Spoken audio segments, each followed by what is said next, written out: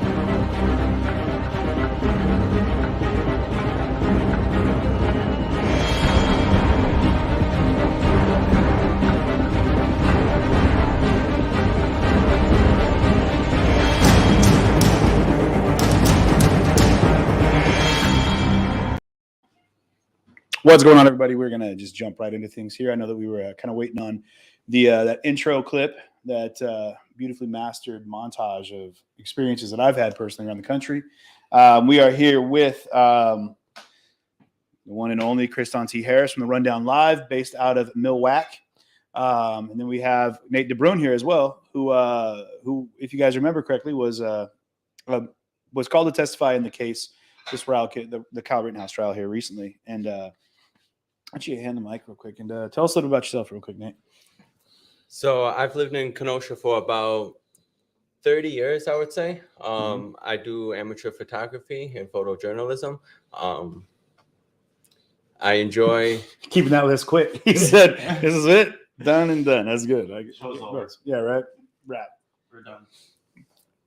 Other than that, I really enjoy photography. I love being out there with the people, interacting with people, seeing their points of views, getting my own point of view through a photo. Absolutely. And that's what I enjoy doing. You know, that's an interesting, I mean, it's beautiful that your POV, like when we talk about through photo, I think that everything in this case has primarily been like a focal point of video, right? And I think that one of the crazy things that's overlooked is that still image really captures a lot, right? Like you can really see a lot through still shots. And I'm not going to get into great detail about while you or on stand, because I know you're still dealing with that now because I am. Of what happened there. And I got to testify again in January. Do you? I do. In the Zeminski case, probably then, right? Yes, with Binger. With Binger, again with Binger. Yes, again with Binger. Interesting, isn't that? It's interesting to me that in this case with Rittenhouse, that you've got Dominic Black on stand as a witness called by prosecution, who's also being prosecuted by prosecution in 2 other felony charges. And then you got Joshua Zeminski, who was brought up quite a bit in this case, and now he's under fire from the prosecution as well. And there's all these other subsequent cases that have come out of this, but. You had some moments on the stand, man. It got kind of heat up there. And like I said, we don't have to get into great detail there, but are you able to talk about the photos that you had? Because we weren't able to see the photos. Yes, absolutely. Okay, cool. Tell us about them. So I brought to court, I think, about 24 photos. They didn't use 3 of them because it didn't pertain to that specific night. Mm-hmm. Other than that, the photos were of me in Civic Park, hugging the wall against Ruther when all the law enforcement started pushing all the protesters and rioters to the street. Right. And when that was happening, it just enraged, and all different types of violence, destroying things, knocking over light poles. We were talking about that. Monday night. That was wild, man, because people were getting hurt by the lights. Did you see when the Yes. light split and hit the person in the head? Yes, I did. Yes, I did. That was terrible. The face was just cut open. I think someone hit us up and said they did a full recovery, but yeah, that was terrifying, man. Yes, pepper balls, Yeah. all the gas. Yeah. And so you were out there with your camera, just a still camera, right? Correct. Just a photo camera. I don't know what the judge would refer to it as a picture box capture or whatever he'd refer to it in his archaic terminology. But so you're on stand, you're having to testify about these photos. Do you feel that, like, the photos that you brought, tell us about, do you feel how important do you feel like those were to the actual case? Did you feel like you needed to be there? Honestly, no, I really didn't feel like I needed to be there for the photos. I did see one of the actual shootings, two of them actually, in the one little corner of the road. Other than that, the photos, at the time, I did not know I captured anyone until I saw it on media. And then I started going back through my photos, and I'm like, oh, I got Kyle Rittenhouse cleaning graffiti. I got Joseph Rosenbaum adding stuff to a fire, holding a chain. Yeah. And it was just incredible to be able to provide that information. So that photo of Kyle Rittenhouse scrubbing the walls, that's you? That is me. That's like a viral photo, bro. Good catch. Good That catch. is me. So, and right off the bat, I'll do it for you. So Nate is, you can find him on Twitter, and just we'll focus on Twitter, right? And Instagram. And it's photos by Nate D at Twitter or on Instagram. So you guys check it out. He's got a lot of amazing stuff out there. So tell us how you felt that night, man. You're local. You've been here for, you said, over 3 decades. Yes. It was something I never ever experienced before. It escalated very quickly. Once law enforcement pushed everyone out to the street, it escalated very quickly. Next thing I knew, dumpsters were rolling down the street on fire. Light poles were being tipped over. Ruther Central High School, people are trying to throw half of bricks through the window, trying to light the sign on fire. Right. And it was an incredible scene. Let me ask you, and I know there's a lot of people that were masked up, but you've been here for 30 years. Did you see a lot of familiar faces that were causing destruction? No, I actually didn't. And a lot of the what I heard from that night was a lot of people from different states, different areas were all coming up. A lot of people from Illinois, I heard. Sure. And that's just being out there on the street, just hearing everyone talk. Right, man. And getting to see people carry baseball bats, lighter fluid in their jackets. You could tell they were getting ready for no good. Yeah, man. And we saw that, we saw it like, and we've talked about this to the point of nauseum almost, but it's important that I think we talk about it from as many angles as possible. And I think that your involvement there is it's unique because of your perspective, right? Then you had a chance to see things from a different angle than the rest of us did. I know, like, Kristan and some of the gentlemen that are here, that Big BG on the scene over there, Brandon and Ford Fisher had his constituents out there as well. And so we had all these people that had different angles, and in that it kind of personalized this to us in some way. Tell us how your feelings are about this case. Like, what do you feel about the Rittenhouse trial as a whole? I feel people need to look more at the evidence and details and less in the actual media, because you get drifted away from it, and facts don't lie. Yeah. And in this trial, there's a lot of evidence. Sure. And there's always going to be evidence that the public doesn't know about. Right. How did they find you? Like, how did they find these photos? And I mean, obviously the one of the graffiti was viral pretty much. So it actually started with the FBI and ATF. They showed up at my job in my home looking for me. I don't know exactly how it officially. Like guys in suits or guys in fatigues? Both. Oh, wow, okay. The guy that showed up to my job was actually dressed in military. Okay. And he wanted to obtain some videos that I had of, I want to say it was August 23rd, 2020, and the 24th, and of all the arson cases. And so we're not even we're touched not. on motion video. Like we're just talking about photos in this case right now. But you had. I have actual videos that are unreleased. Oh wow, okay. Are those for future cases that we? No.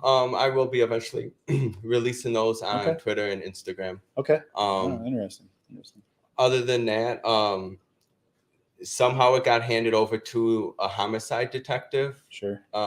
Here in Kenosha, and they showed up at my house, and it just escalated from there. They asked for all my photos, and I voluntarily handed them over. Sure. I had nothing to hide. Right. And I'm trying to help my community that have been here 30 years, and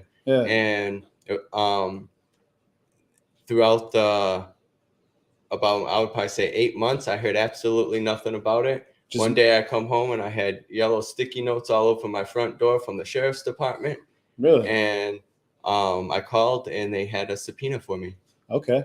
And that's when I was introduced to the Kyle Rittenhouse trial. Wow. And that was, how long was it? How long ago was that? About 6 months ago? Or I would probably say I got the subpoena September 18th, I do believe. Oh, so not too long ago then. No, not at all. So it was right. Okay.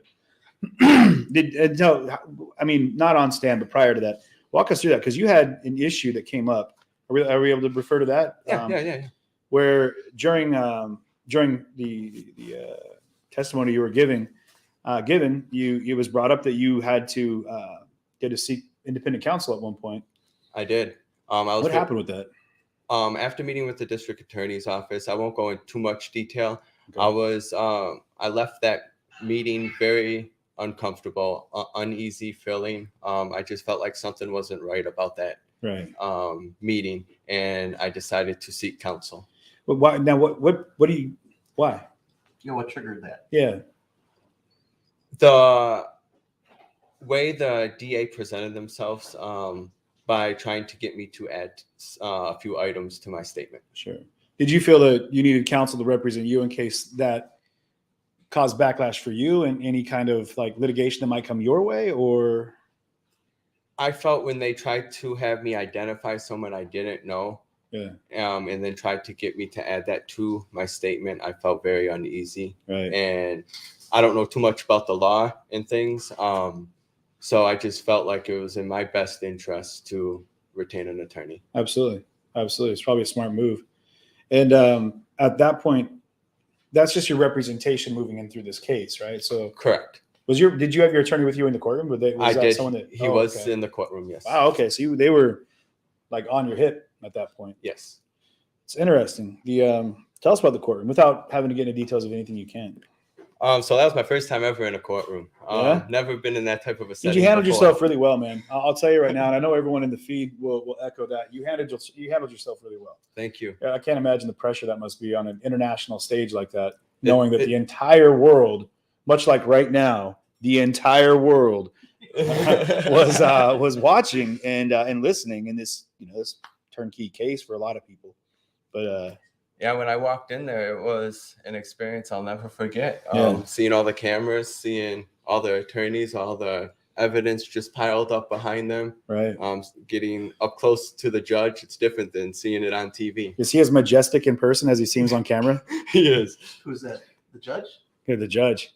Because he feels like in presence just like a unicorn. Like that man comes out with magic. He should have his own TV show. He really should, man. So I mean, okay. So you guys were both in the courtroom, right? And you were there from the jump, basically, right? Right. I was probably the last person subpoenaed for this trial. I think I was actually in the courtroom while they were showing the rundown live footage, and they stopped it because the defense said, "Well, this is hearsay. He's narrating." And then there was an argument that they didn't like the term I used, which was militia. And he said, "Fine, I can subpoena him." And I'm like 2 or 3 rows behind him. And I'm looking around and I'm like, "Oh, who's him?" Yeah. Oh, him. Yeah, the rundown live, Kristan Harris. Right. And I'm looking around and I'm like, it's going to be a matter of time before somebody sees me on that TV and calls in and is like, "He's a couple rows behind you, bro." Right. And essentially that's what happened. And they just pulled up an airplane and glided to you. They're like, "Bro, here's your subpoena." Like, "Oh, it's your subpoena." Yeah. No, they tapped me on the shoulder and they're like, "Can we talk for you?" And I'm like, "Oh, I knew this was about to happen. I thought I got out of it. I was like, no subpoena. I'm like, yes, I can just cover the trial. Immediately, you're like, I want a pastrami on. Oh, you're not taking sandwich orders. Okay, Fair yeah. play. And so, well, you gave me a call before you. Like, I was walking. I was looking at the subpoena. I just got it. Like literally a second. And it was like we had mind melded because you called me. Right. And I'm looking at my phone. And I'm like, what's up, CJ? And I'm like, yeah, I just got subpoenaed. And he's like, yeah, they're talking about you in court. That was a trip, man. That was a trip.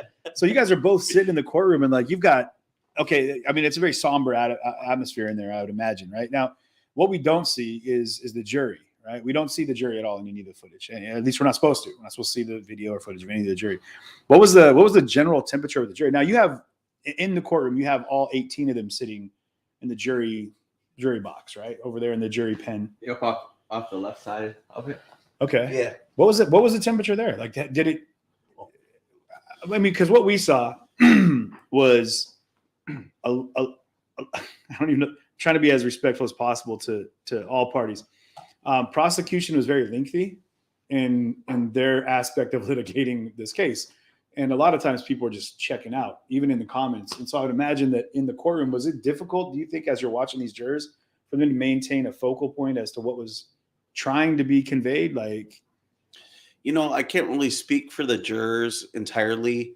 I noticed that I never noticed anyone like nodding off like Joe Biden, but shots fired at Joe. No, the guy's just tired all the time. He's the president of the United States. It's a big job. He's sniffing around,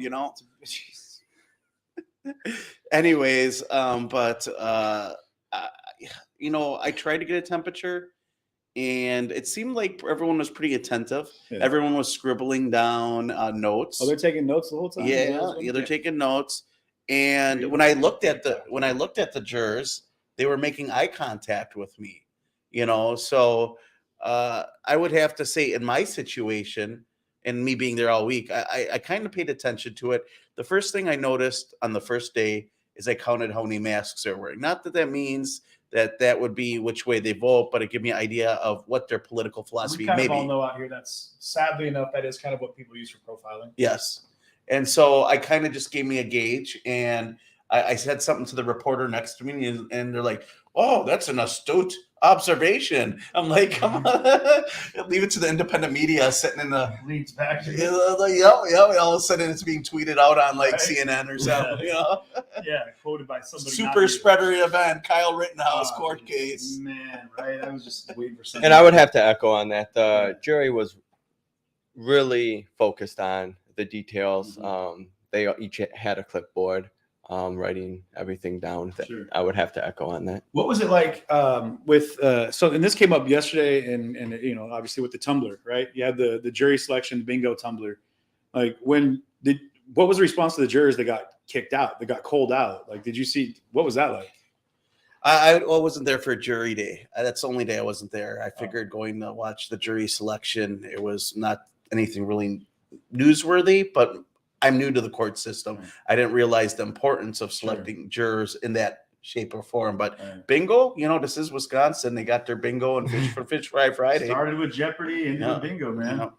Well, at least they didn't play Jeopardy to select the jurors. That would be a lot more exciting. You got to compete.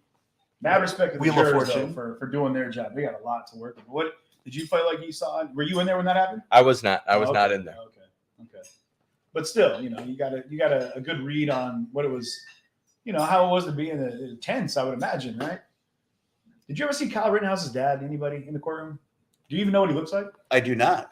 There's a lot of talk. I mean, it came up that he's a local Kenosha resident, and he kept saying that. But we saw his mom and his sister in that. Maybe the mother and the father don't get along, so possibly.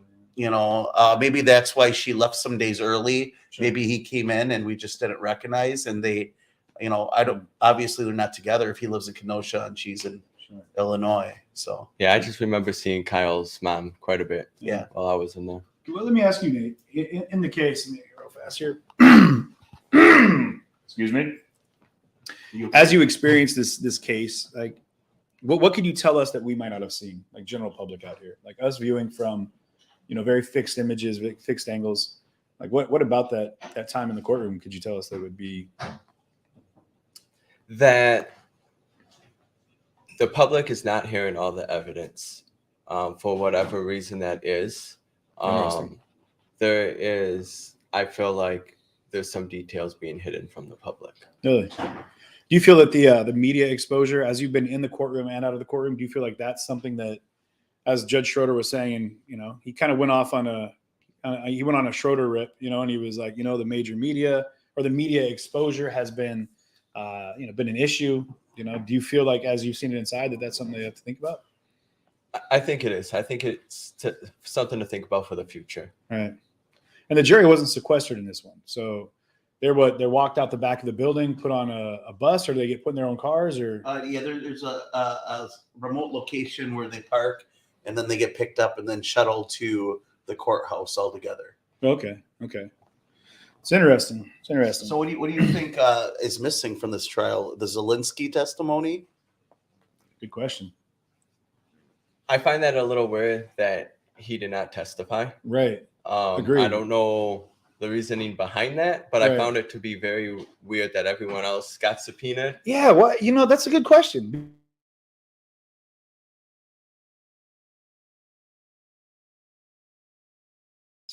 He fired the first shot, which in many people that have been watching this, a lot of people all around the world have been saying like that was the catalyst for the imminent danger that Kyle Rittenhouse felt he was in, when right after that, the other 4 shots that ended up in Rosenbaum were fired from Kyle Rittenhouse's, the notorious AR-15. And he was pointing that gun around, 1960s detective style, on a hit like this, pointing it at people. Well, it was a reference point too at the gas station. You saw that.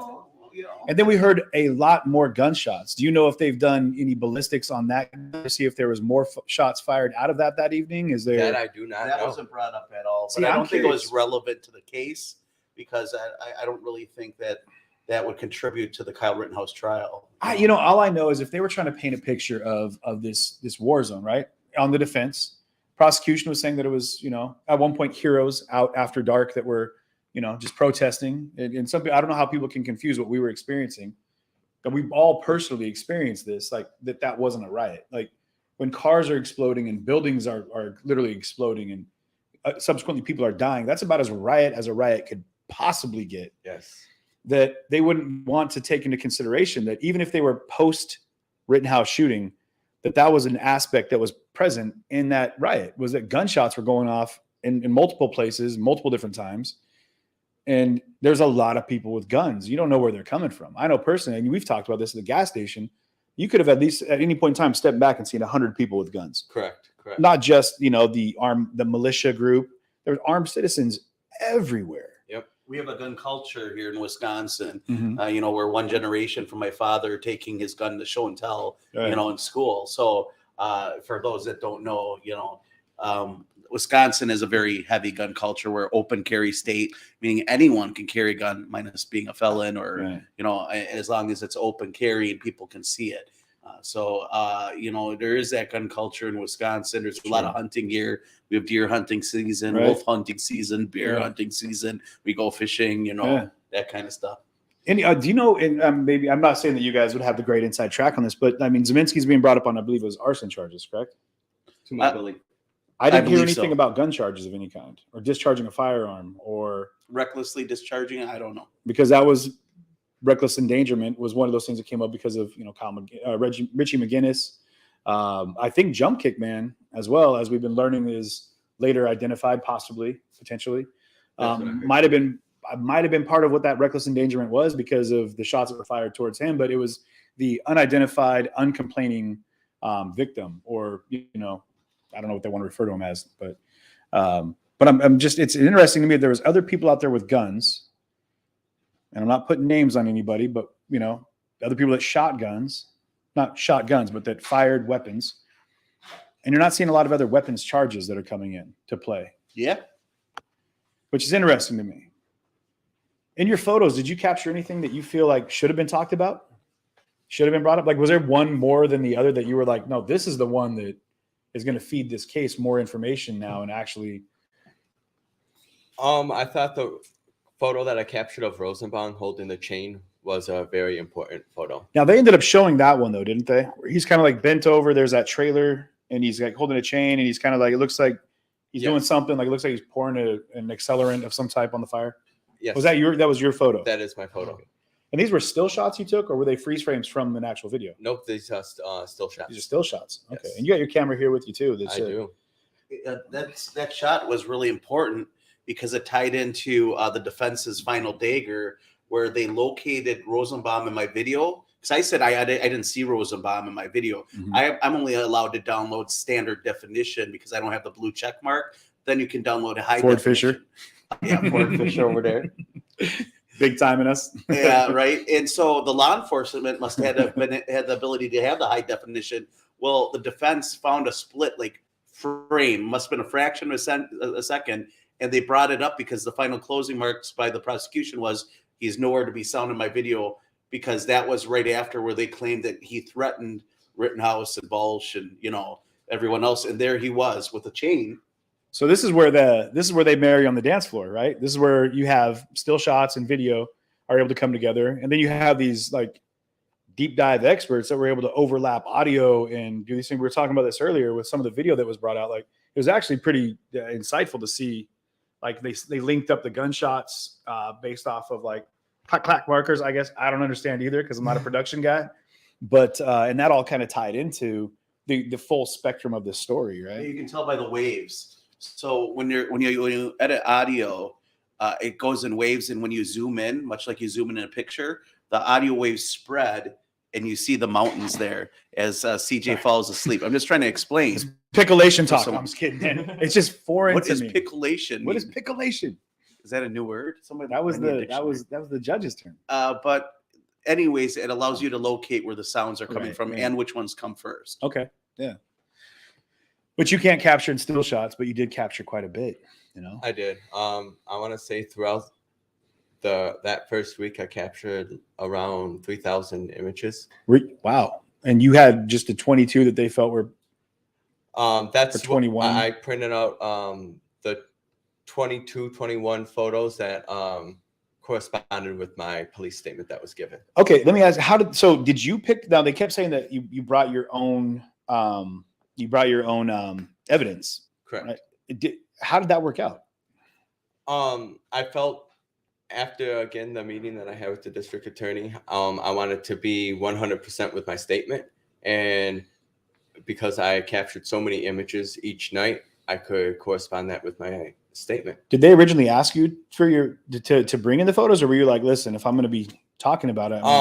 No, I decided to bring in the photos because the photos that I was showing in a couple meetings with the district attorney or Mark Richards, they were very zoomed in images, distorted images, and I wanted to bring the raw copy where you could see it blowing up 20 by 30. Okay, so they had already gone through and picked photos that they felt were the ones pertinent to the case. Correct. They did have, I want to say, roughly 200-300 photos. Oh wow. That they originally took from me. Okay, and then you were like, all right, cool, that's fine, but for the integrity of what I capture, like you said, there's that moment, and you caught it. Correct. And you on your camera, you wanted to give a better accounting for what you're doing. Correct. Because back to the image that I said with Rosenbaum holding that chain, that was one of the images that was shown to me in a meeting, Mm-hmm. and you could barely even tell that it was a chain. How they printed it out. So, and who printed those out originally? I'm not too sure who printed those. So do you know who subpoenaed your footage?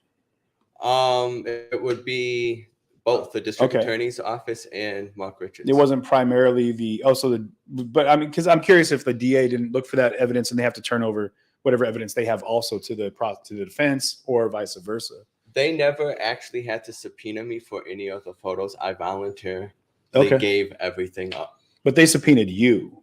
Yeah, they subpoenaed because me. they had already found your photos. By default through a third party, someone might, hey, you should check out these photos on Twitter or Instagram, whatever. Is that where they originally posted? No, I actually didn't post much. I did post a few to Facebook. But then after the ATF again got involved and the FBI and then the homicide detective showed up, I've just voluntarily gave everything to them. Sure. To try to help out the community since so many buildings were damaged. Absolutely. I mean, it makes sense. You'd want full. I mean, if it was on me on trial, I'd want to know that everyone was volunteering as much information. And another as thing I possible. would like to point out is the Please. Kenosha residents are terrific. You could see the people when the buildings were getting burned down, cars being smashed, light poles tipped over. You always heard someone screaming, "Stop, stop." That just shows the character of the citizens in Kenosha. Well, perfectly said, man. I couldn't agree with you more. I really couldn't agree with you more. The and you saw that a lot with the people by the end of the nights. You know, they were telling people to leave. They're like, just get out of here. Just get out of the city. Get out of Kenosha. Just leave.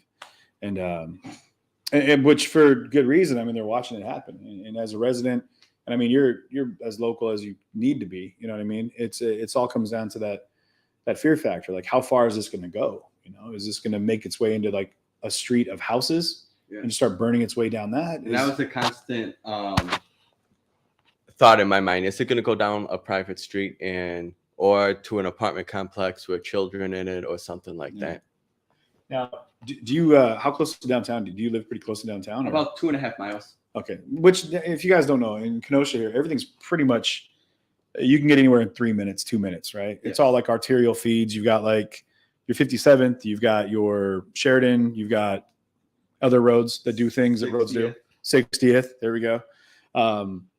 Which is interesting how it's like water, like the flow of least resistance almost, which is kind of like how that riot moved. And it went from Civic Center Park, which, as we talked about, and I know you have some pretty strong feelings about it, as well as tons of other people, about the way that was handled with the crowd in Civic Center Park by Ruthers, where you were at, Ruther Central High, and the way that they got pushed. They got this mob, whatever you want to call it, this protest turned riot, got pushed, you know, into the city. But it made its way up to what street is that? 60th.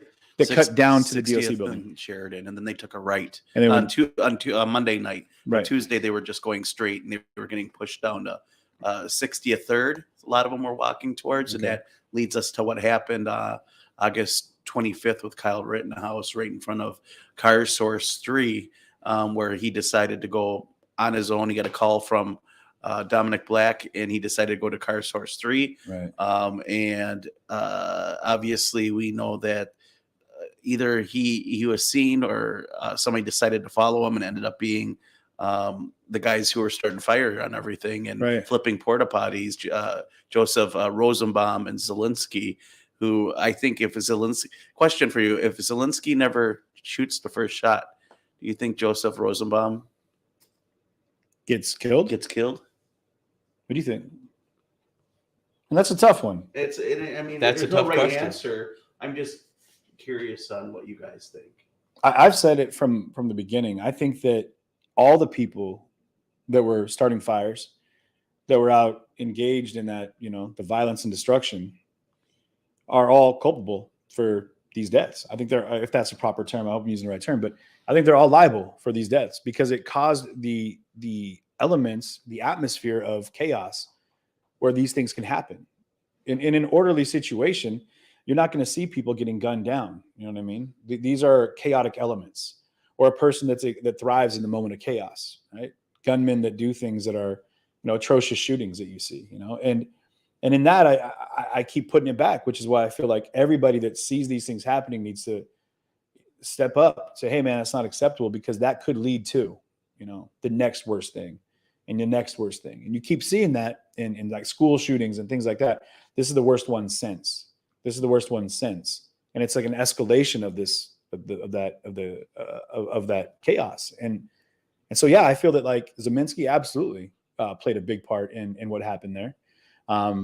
I feel like I said, all the things that fostered up that ability for people to do, you know, what they did. But then it wasn't me. I wasn't under, you know, I'm not under scrutiny for shooting anybody. So it's tough to say what Kyle Rittenhouse was thinking. If he even registered that there was a shot fired, who knows? Yeah, because there's a lot of other explosions going on at the same time. Fireworks, M80s, quarter sticks of dynamite, industrial grade fireworks. Yeah. They're shooting them at drones, all that kind of stuff. Yeah. Yeah, right after that first shot, it was like, for a split second, I didn't know if I was going to live or die. How close were you to the you were right. You witnessed the second and third shoot. Correct. So Anthony Huber and Gage Grosskreutz, Correct. you were down there, which is all of us were in the same position, other than Richie McGinnis, who was right up there with Rosenbaum. And that's the direction I was actually heading. It was towards the first shots. Yes. They're fired. Correct. Okay. And were you on the side of the street with the church, or were you on the other side of the street with the gas station? With the church. With the church. Okay. So we were probably walking right next to each other when it happened, because I was in that little park on the corner across the street from the gas station, if I remember correctly, when I heard the first shots. Okay. Distinct shots, because you heard the first pop, and I was like, oh, it sounds like a gunshot. And then you hear bang, bang, bang, bang. I was like, oh, they're shooting at each other. And then more gunshots came, thereafter. And you moved up. Did you have still shots of that? What are some of the shots you took of that time from when you heard the first shots to moving up the street to where the car source 3, where the Rosenbaum was shot? No. After the shots were fired, I kind of stepped back, kind of like froze in my place. Mm. And that's when I saw Kyle Rittenhouse darting out of the car source parking lot and onto the street, and he ran directly past me. And that's when I followed, and I ended up getting maybe 10 feet from him when he shot Anthony Huber and Gage. So you were right there. Yes, I was actually in the road. Can you be seen in the? Are you able to see yourself in some of the video like that we shot of? I don't know whose video it is, but there is a video that you could see me just running right into the chaos. Mm-hmm. Yeah, sure. You can just say that there's some drone footage and it's really blurry, and that's you. You're easily a stretched out piccolation. Yes. No problem. That's without a doubt. Yeah. The it might have been mine, because I was behind Rittenhouse as he ran past me. I kind of got in step and went behind him, and then Gage ran past me actually, and that was the footage you saw where he had his hand back in the small of his back with his firearm. How do you feel, man? How are you feeling with the aftermath of all that? I suffer on some things from that, and I know going on the stand kind of triggered it. I bet. It brought back a lot of memories, and it's kind of hard seeing someone die. Absolutely. Absolutely. That was very unfortunate. So absolutely agree with you. I know all of us here have talked about reliving that experience. And a lot of us, I mean, I know myself, and I know Kristan was talking about it, hadn't even actually watched a lot of the footage up until this case, and this trial. And neither did I. And when it was shown to me in court, it just triggered. Yeah. Have you gone out and taken much photos of after the riots left, and of kind of like a lot of the cleanup and a lot of the efforts of your community that kind of rallied together to kind of rebuild? I do have some photos of that. Yes, that's good. That'll be great to see those too. Yes. Because I know that now there are still boards up in Kenosha. There's still boards that are sad to see. The ones that are down that I feel that were great, and we talked about this before, are the ones that broke my heart were the ones that had spray paint that said children live here, or a blind person lives here, or disabled people live here. Yes. Elderly people live here. And it really reminded me, seeing those signs was of like Katrina and things like that, where there's people on their roof and they were writing out 3 people alive, or there was these signs for helicopters, for these rescue copters to come in and save them, people alive here. And that's where it kept that. It had, and then you hear that alarm, right? That crazy alarm that went off, that had that purge vibe to it, Yes. and it, all of that combined, I was just it felt like, it was a very apocalyptic vibe, Yeah, they were letting people know this is the time to come out and concentrate. And even though that might not be the case, that's how some people may have been programmed, because they watch those programming, they watch these shows. I was gonna say, did you guys see? Because I know Andrew and I were staying just outside of the downtown area, and I think we were staying in the same hotel that Rosenbaum was staying in. Now that I think about it, and I think he brought that up at one point. I know there's a water tower close to it. Not exactly the most 5-star location, but it was what we could find at the time. And but on our drive in, far out from downtown, a couple miles from downtown, everything was boarded up. Everything was boarded up. How did it feel going through town, watching that happen? Because I was watching people. I watched an elderly gentleman. He just got boarding up the front of his house. and his car was parked in his yard, but on the side of the house, like off the street. And he had 2 hoses coiled up on his front porch. I was just thinking how terrifying that must be to be this guy knows that there's probably not much he can do if someone wanted to, destroy his home that he lives in. But he was doing everything he could to take precautions, much like downtown, to keep his home safe and to keep, whomever might live there with his wife, whomever, But living here, like how long did it take for people to start taking boards down? There's some that are still up, by the way. Well, there are, yeah. Yes, and some that have gone back up, I'm sure, but it was a while. The boards were up steady for a while. I would probably say a good 6 months, 7 months. That's wild to me. And it was sad. Like you would go into a grocery store and there's usually so much light from the big windows, and you go in, there's just like a warehouse with no windows. Man, the yeah, that always tugs at me, man. That aspect of, because beyond that, you've got, like we talked about it before, there's young people, man, that were probably just as confused as you could possibly get. You know what I mean? That are seeing these things happen in Kenosha, that are experiencing it through. Let's not fool ourselves. And I think the kids aren't fully accessed and much more versed in social media than we are. And all these videos, I had my cousin in Seattle send me a message with a TikTok video of the shooting that I shot. And he was like, this is you, right? I can hear your voice.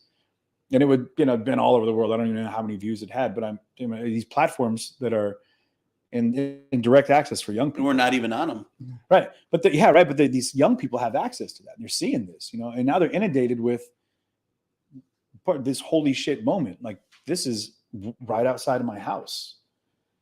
And then to see like the drive-through, and you're still seeing smoke, you're still smelling the burned remains of buildings, and you have friends and family that are personally attached to some of the businesses that are lost, or you have a school that maybe, you go to, that you drive by the next day as a kid and all the windows are smashed out. And maybe there's a little bit of youthful angst in there that's like, yeah, get that school. But really there's a fear there, like, wow, that's my school.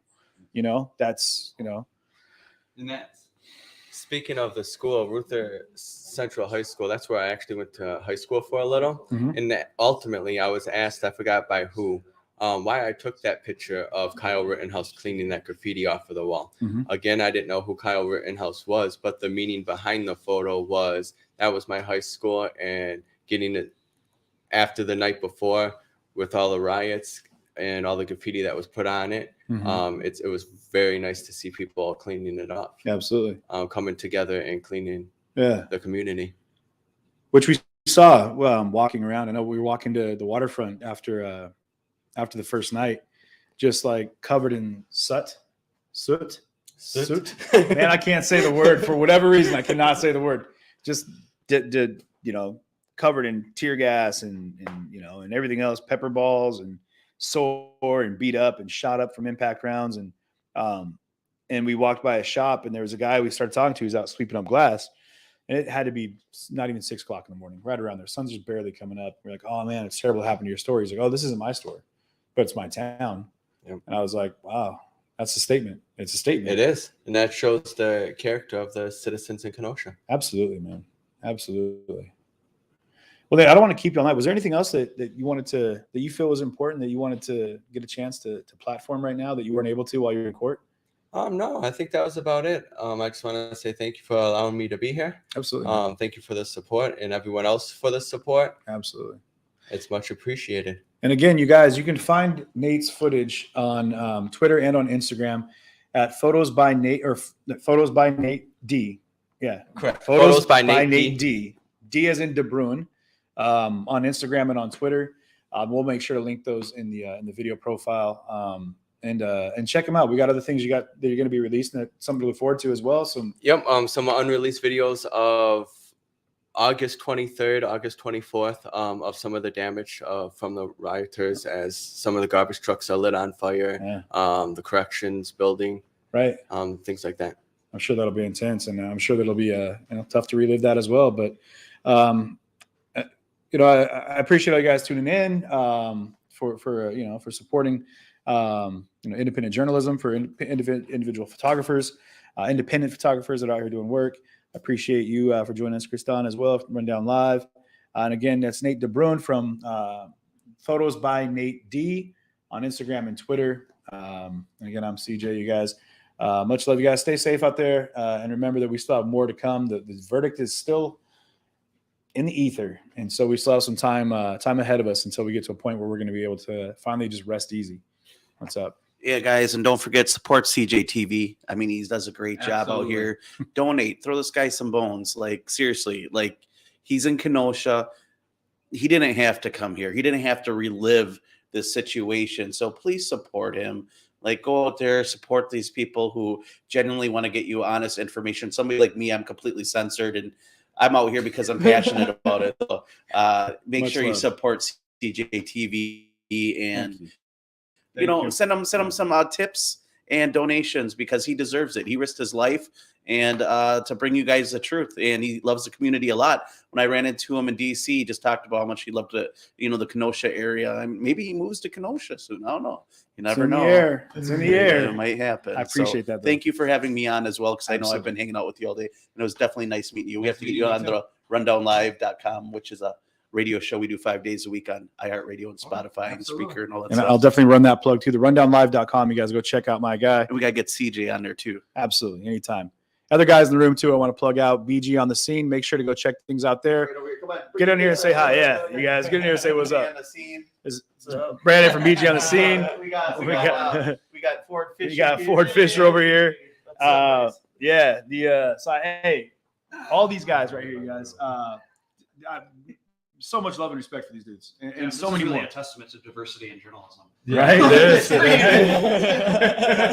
We're out here though. Shake things up a little. We're out here. Yeah, right. Where's Corey Elijah when you need him? Corey, damn it, he's Where's out there. Hameen Phillips? Yeah, big shout out to all those guys too that couldn't make it. You know what I Corey mean? Elijah, we love you guys. Yeah. You guys should be here. We out.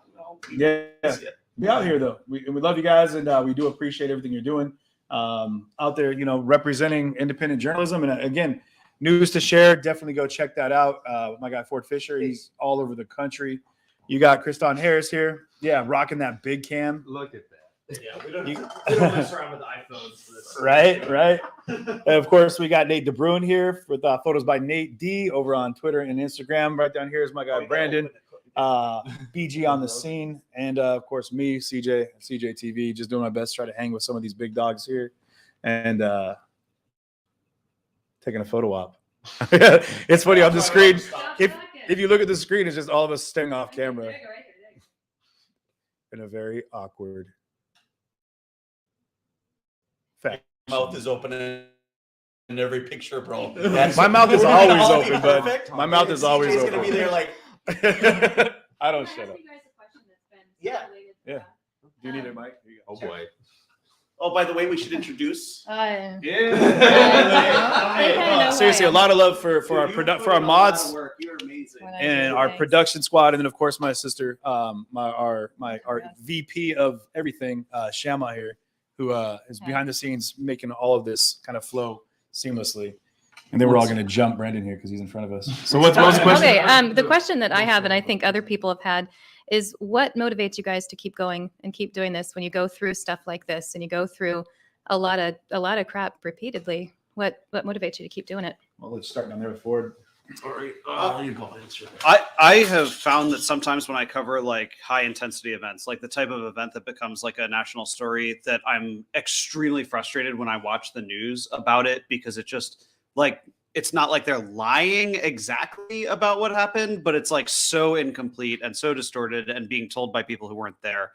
And that kind of frustration really drives me to want to go to things and collect raw footage of them, both so that mainstream media can be held accountable, so that it can use it in some cases to make it be more right, and just to give people a better understanding. But so knowing that when something could go a way that makes it be a national story, that, it could end up being misunderstood like that. Like, I feel frustrated when I watch the news about things that I wasn't at, because I'm like, this is probably not exactly how it went down.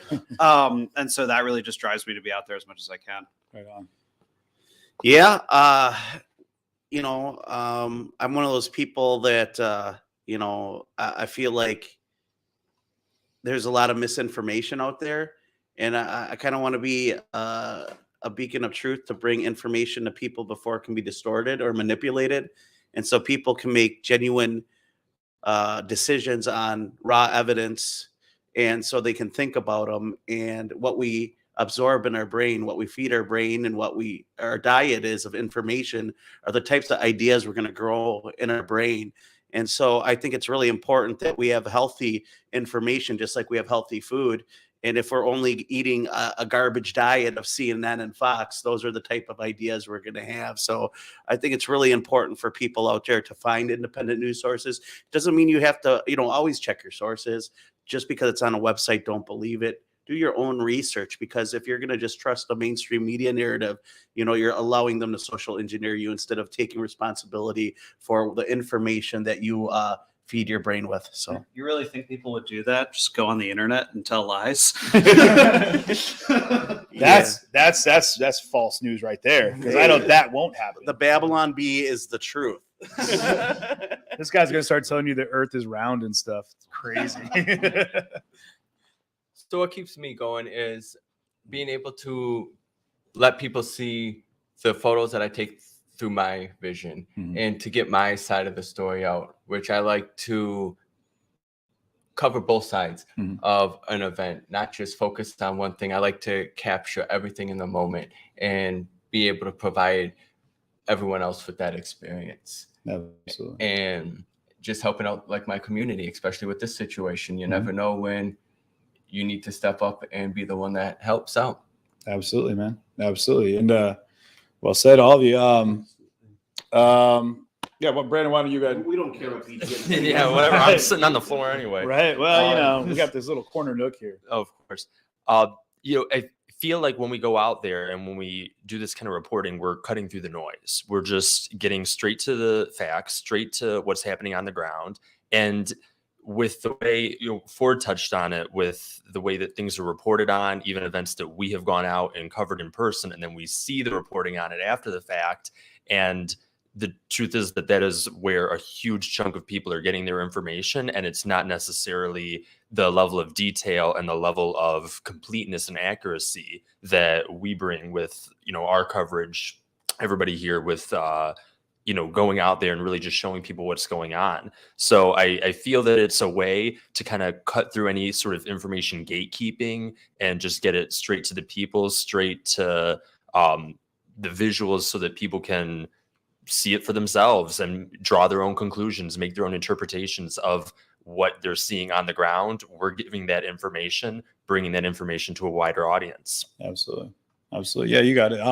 And for me, I'll just wrap it out. I'm curious, man. I'm very curious. And when I started, it was, of course, because I saw a narrative that was being put out by mainstream media that didn't fit the reality of what was happening in my own city.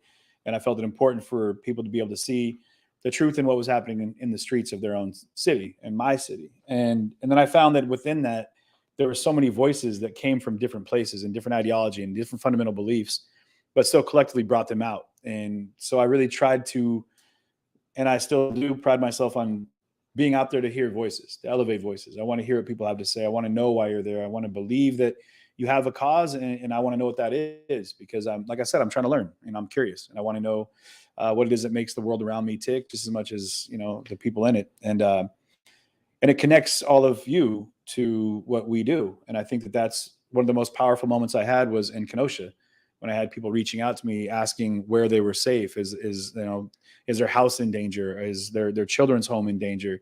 And I was able to interactively go and look at these streets and let people know, no, they're safe. The fires aren't here. The riots passed. And for me, I realized that it was a real visceral connection with the news that's happening, instead of being told after the fact what happened through a narrative that was typed up at a desk and then sent across a teleprompter. So I really feel like what we do is a chance to empower you viewers with the front row seat and being involved with these news stories and things that are culturally relevant to the world we live in as they happen. Because you do get to guide the ship at times. The comments come in, viewers, they're very interactive, and a lot of times that steers us where we go, and not who we are, what we do, but it helps guide us sometimes down a road that might need some exposure. So I'm out here because I'm curious, man. How about you? I really appreciate. I'm just kind of curious. Okay. You're going to make us answer questions. We're All gonna, right. And off camera is Shama answering this question. I think that I go out also because I feel like it gives people the opportunity. When I'm at home and I'm watching an event, it's different when I'm watching it. Like when CJ is there and it's in real time, it's like I'm there. Like I'm a part of the story in a really unique way. So it makes you engage in the story more. It makes you care more. It makes you engage in the world more when you're part of right that there. person's life. Exactly. And you're a part of the event. Like you don't care as much about an event if it's just reported to you, like CJ said, from a news desk. But when you're like there and you hear the sounds and you see what goes down, you're far more invested in that story and in events in general. So I think it connects you to what's happening in the world in a unique way. So. Appreciate that. I saw the look on Ford Fisher's that face. There's a cat walking in. I'm super allergic to cats. He doesn't hate cats. He doesn't hate cats, bro. Don't put that out. That's false news. Ford Fisher does not hate cats. He hates dander from the feline. That's where he's. It's that new fake news is going to come up at some point. Diversity in your life. You need a hairless cat. No. Oh my God. If it was Ford Fisher hates hairless cats, I'd be fine with that. Ford Fisher hates it. There's a headline for tomorrow, guys. Ford Fisher hates hairless cats. But also, it's an inverse relationship of cuteness to allergies. Tune into News to Share to find that scale put on podcast, how that actually works. Next week, News to Share. But the cute to like kill ratio, like what will It's like a kill big me? lion. How cute are It's they? like Yeah. kill It's like, ratio. I'm dead. I can't I'm make dead. it. I'm not making Fatally fluffy. it. Fatally fluffy. Merch that out, guys. News to Share. Fatally fluffy. Alright, this is done. Yeah, this is done, right? It's gone too far. It's gone too far. You People guys. can't see us having fun. They only got Oh, to see us being tortured. right. Pepper spray and tear gas. Oh, my gosh. Well, rubber bullets. So. what you guys don't see behind the scenes, we sit around and actually do all that to each other. We just pepper spray each other, hurl rocks. Come on, bro, Yeah. get me. Yeah. We can do this. Initiation. Yeah, right. You call that a tase? Yeah. Don't tase me, bro. Tase me, bro. Okay, I'm lying. Chris Don's the only one that does that. But, you know, someone in the group had to be the wild card. But, hey, guys, I don't mind seriously, tasing. from me to all of you, thank you so much for joining us tonight and for bearing with us through all these lengthy days of this trial. Big shout out to all these gentlemen on the panel here for being a part of it today, yesterday, and moving forward. You guys are amazing. And Shamla, thank you so much for helping produce this, make it happen. And to the Casa Carlini, much love. So you guys stay tuned. All of us will be in town still doing what we do. And you can definitely find us at News to Share, The Rundown Live. Photos by Brandon D right here. Nate D. Nate D. Did I say Brandon D? Yeah. Nate D on Twitter and Instagram. And of course, BG on the scene right here with Brandon. You guys, thanks so much. Have a great night. And we'll